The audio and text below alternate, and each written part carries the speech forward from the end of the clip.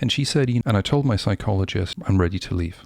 I'm ready to give up. And my psychologist said, when you mentioned this, I think maybe we've uncovered really what the problem is. So I decided to give it a shot, and 1 week later I was pregnant. In the first part, I share with you what the question is. In this video, I run through some of the tools that I use to analyze these stories and understand how she was thinking, see things more clearly, so hopefully we can avoid making the same kind of mistakes in the future. If you haven't watched the first video, I suggest you do so before moving forward, because it's going to help you see more clearly. And if you just want to run through the tools and see how I use them, you'll probably pick up quite a bit of information about what was really happening.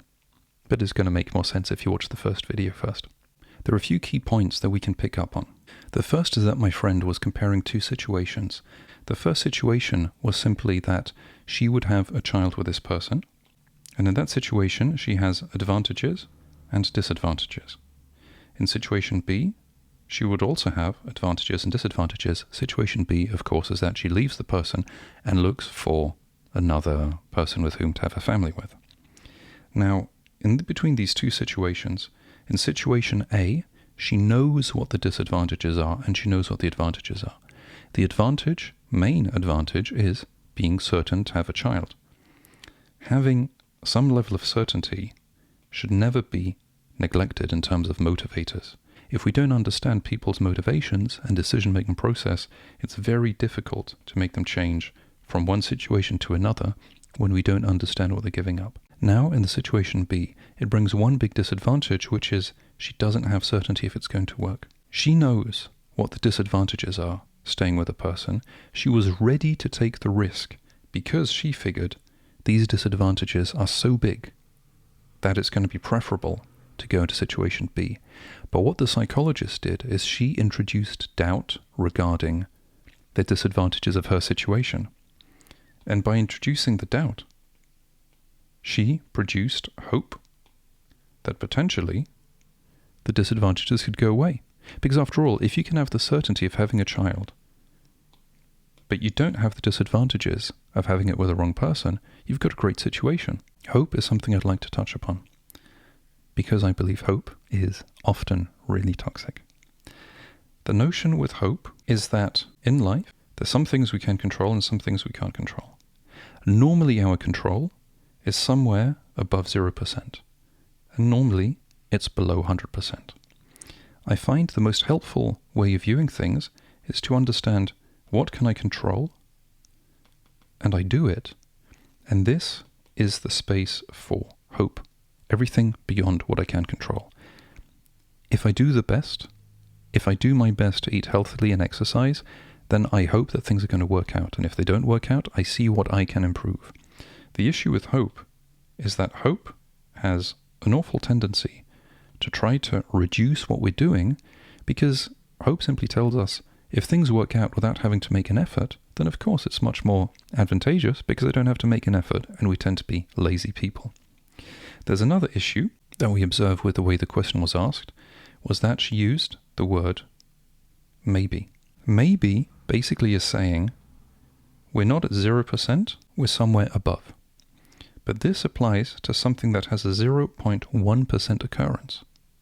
If I give you a glass of poison and I tell you, maybe you'll survive, you think, well, it seems okay because I don't have the certainty of death. Maybe simply means no certainty of death. But if it's a 99.9% chance of dying, that maybe is not really helpful.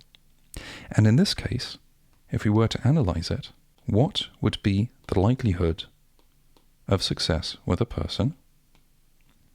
Well, actually, first of all, what is the likelihood of getting the diagnostic right? It's clearly not 100%. It's probably pretty low. Trying to understand the person, getting it right is probably pretty low. And let's assume that we get it right. Then, what is the probability of the other person being motivated to do it and wanting to do it? In that case, it's probably pretty low also. So here's just with basic math. Let's be really ambitious and say it's a 10% chance and a 10% chance that leads us to a 1% chance of success. And let's say it's more realistic. It's a 1% chance and a 1% chance. That leads us to 0.01%. When you look at occurrences, when you look at scenarios, I strongly suggest that you try to put percentages onto them, because with the percentages, it suddenly helps us rationalize what we see happening, what we can imagine might happen. With the percentages, it gives us some grounding. What do we think is going to happen? And then we can add all of the situations up and start multiplying percentages. This is really helpful to regain some element of control over what's going on. And here I'd like to touch upon very briefly the question of, can you understand what's happening in somebody else's head? So let's say this is us. Let's say this is the other person. Actually, they're thinking about a circle, they're talking about a square, and they are behaving like a triangle. All we can do is listen to what they say, observe how they act, and see if this matches. If it matches, then things seem coherent. If it doesn't match, then we have to see either what they're saying or how they are acting. If someone keeps punching you in the face, saying that they want to give you $100, you're not getting $100 and you're getting punched in the face. So what is our conclusion? This is, by the way, something that's really helpful to do when you watch videos. Turn off the sound, observe, learn to look. A very common occurrence I've seen with people who've been in abusive relationships is that they do not trust what they see. Or we don't trust what we see. When we learn to stop listening and start looking, that makes a huge difference in the way we can actually perceive the world. And what is our goal here? Our goal typically will be to anticipate what is going to happen to us, to make better, more informed decisions, and remove ourselves, extract ourselves from toxic situations as we see them coming, and if they start coming, to put down boundaries and be able to say, this is not good for me, doesn't work for me for this reason. Now back to the psychologist. What was she doing? She was basically hypothesizing about what was going on in the head. And the issue here is that you can't actually prove whether you're right or wrong. Another point that I think is helpful is just draw a line. And so imagine you've got some kind of cannon that claims that it wants to hit the target, but actually is hitting the green target. Now, we often make the assumption that the person actually wants to hit the blue target. We make this assumption because we often hallucinate based on the words. The words will be saying, this is what I want, but the actions will be showing something else. The mistake is to think, well, they actually mean the words, but they don't know how to do it. It might be the case, it might not be the case. A better assumption is to think, why would the person want to be hitting the green target? And why would they not want to be hitting the blue one? So I suggest, in this situation, just do this very simple graph of going, what are the advantages of each situation and what are the disadvantages and how do they weight them? Assuming that a toxic person wants to change might be right, but how is that backed up by facts and evidence instead of just hope? If there's no evidence, if there's no facts, if there's no dynamic where you see the person trying to triangulate and do something, such as get a therapist, such as behave differently, in that case, it can be simply safe to assume that they are exactly where they want to be.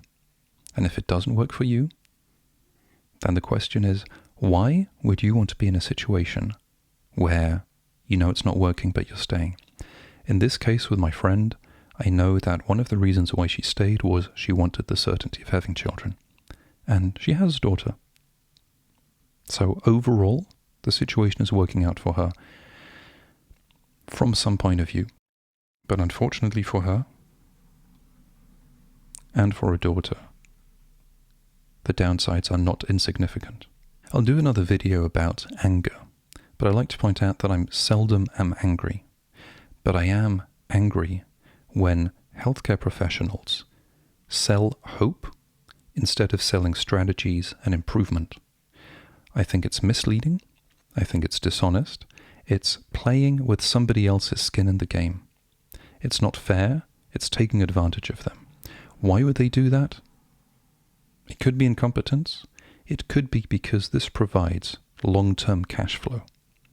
It's always important when working with people to try to understand what is their incentive and are their behaviors aligned with what they say. They might be, they might not be.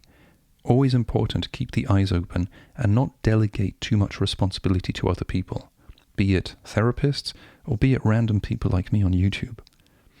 Don't delegate too much responsibility. Keep as much as you can so you empower yourselves. Like always, with all the ideas that I mention, if you find it helpful, just try to analyze it, think about it, integrate it, test it, trial it, see if it works for you, criticize it, destroy it, remove it, do whatever you want. Try to use these tools, see if they make sense, so they become your tools, so they become second nature.